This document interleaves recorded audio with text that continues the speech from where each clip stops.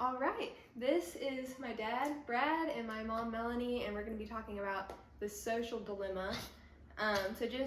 We really enjoyed watching it, first of all. It was really eye opening just to see how much technology can really control your life and what it's being used for behind the scenes, really without your consent or without your knowledge.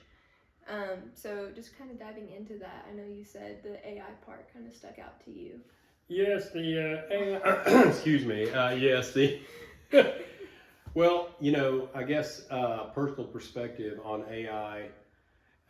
It's really being pushed through a lot of social media now, through X and through Instagram, and everything just has to be AI. It seems like every few years something new comes along, and everybody just has to jump right on it, whether it's smart or not. And I guess the thing that concerns me the most about AI is the unintended consequences. Because we already see, for example, we got these new phones 20 years ago, and now you can talk to your friends on FaceTime and you can text and blah, blah, blah. But the unintended consequences is you spend 90% of your day on a phone instead of actually interacting with people. And that's a terrible, that's a horrible unintended consequence, which I don't think the original designers of the phone cared to do. I don't know if that would have stopped them had they seen it, but I think it's been very destructive to our societal fabric. A lot of people can't have conversations anymore. They can't look each other in the eye. They have just a difficult time thinking on their feet. They say things that are mean that they wouldn't say to each other.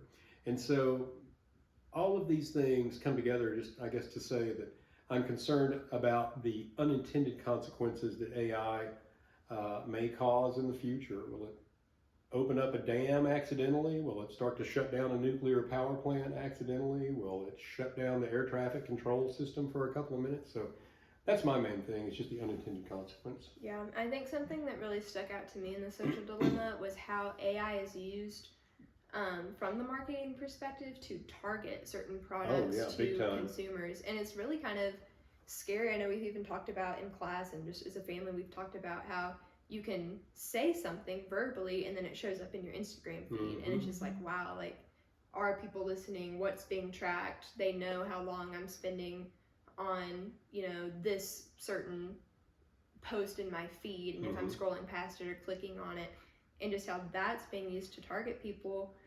Is it convenient? And that was actually people in my class. They kind of looked past the dangerous aspect and just were like, well, I like getting personalized that's ads. very common. That's and very common. Yeah, to me I was like, wow, that's really scary that you're okay with this. Well, I mean, dovetailing onto that, I'm sorry, let me just say this real quick and then I'll let you go.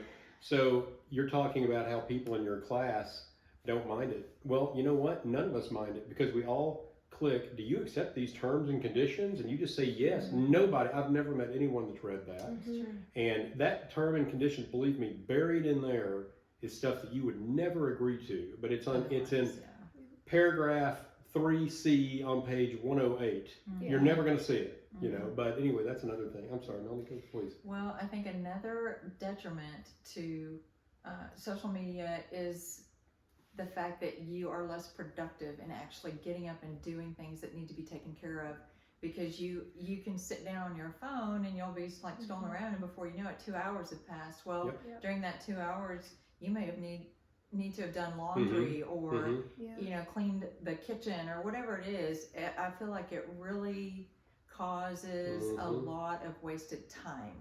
Just in life in general, getting things done. Absolutely right. And when you're productive, you feel better. It feels good to be productive. So when you're just kind of wasting time, it may make you feel good in that moment, but later you have all this stuff piled up, which you still have to get done, which can create stress. And so it's just kind of a cycle that goes that way. That's definitely one of those, it's one of the costs of dealing with this.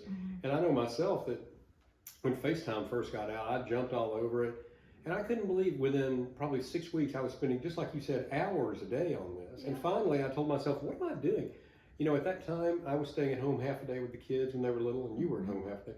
And I'm just burning up my time that I should be with the kids. And finally, I just had to say, forget it. And I just totally, I haven't gotten on that account in years. I mean, in probably around 20 years, I haven't gotten on that account. But the good thing is my profile picture still looks great. Well, yeah, that's a benefit. If I put a new one up, people go, oh, what happened, man? Oh man. Okay. I'm gonna kind of wrap this up because Okay. we just passed 5 Okay. minutes, but Good, good. I think that was a really good point, and even ties into like the biblical perspective of Mhm. we're made to steward things well and we're made to work, Mhm. and AI and just social media in general can really kind of cut that out of our lives, and that's not what God intended for us. So that can be really dangerous. So True. to conclude on this last point here, my personal perspective on whether AI and social media can be reformed to serve society in a healthier way, I think if it was used more in the medical field or ways like that, I think it could Mhm. really help. As far as an entertainment, I just think it detracts, and I don't really see it helping to serve us well in that way because, as it was Agreed. pointed out, it takes our focus and narrows it in on something that's not important. So, Very thanks good. for listening to our Good. summary. It's